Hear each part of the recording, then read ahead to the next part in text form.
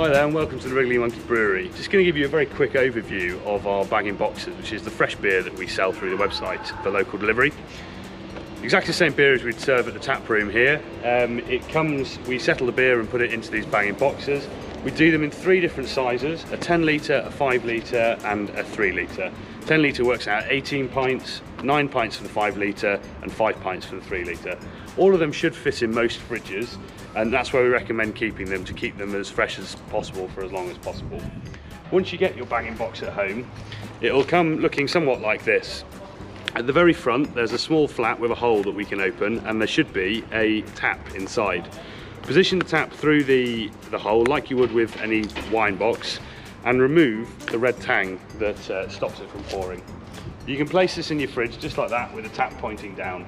Grab yourself a pint glass, pull up on the 2 black handles at the bottom and pour yourself a pint. It really is as simple as that. So I hope you enjoy them. Look on our website to see what's available. Cheers.